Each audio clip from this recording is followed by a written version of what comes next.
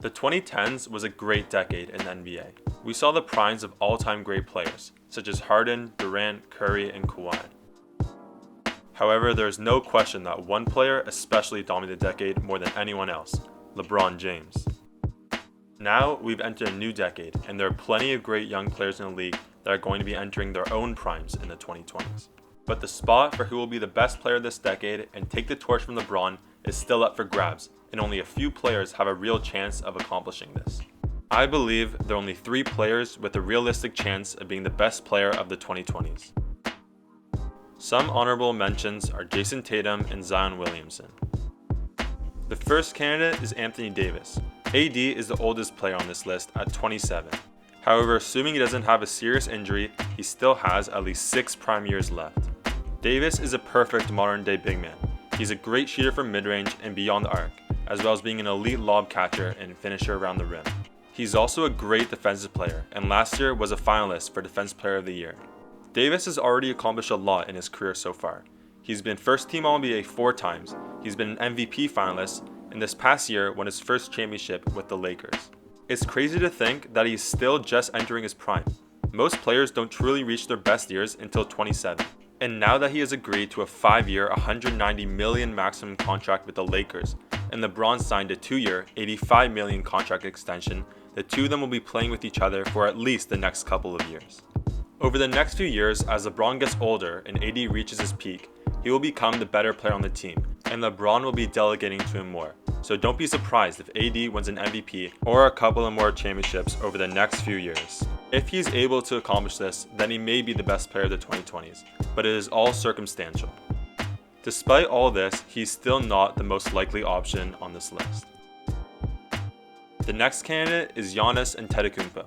Giannis is just 26, and like AD, still has his best years ahead of him. Giannis is an extremely dominant player, not only on offense, but also on the defensive end as well. He uses his 6'11" height and 7'3" wingspan to easily score over players and to block their shots. He is also a great rebounder, averaging 14 per game last year, as well as an underrated passer, averaging 6 assists per game last year.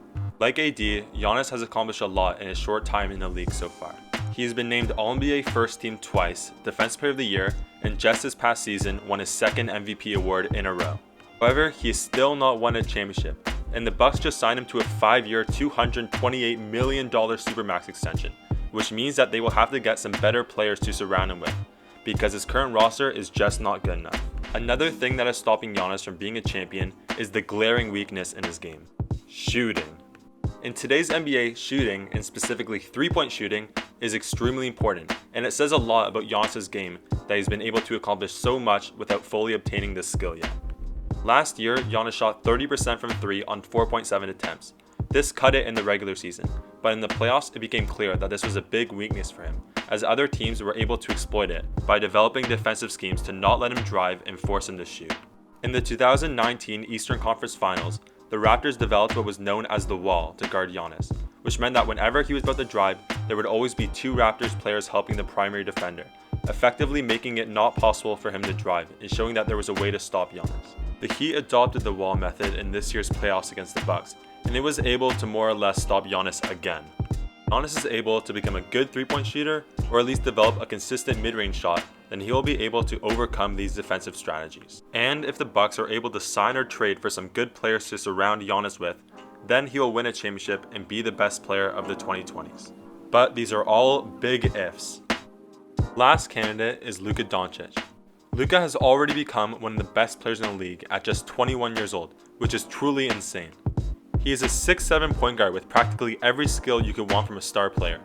He is an incredible playmaker, rebounder, and can score in many different ways, although he could be a more efficient 3-point shooter. Last year, he averaged a near 30-point triple-double, with 29 points, 9 rebounds, and 9 assists.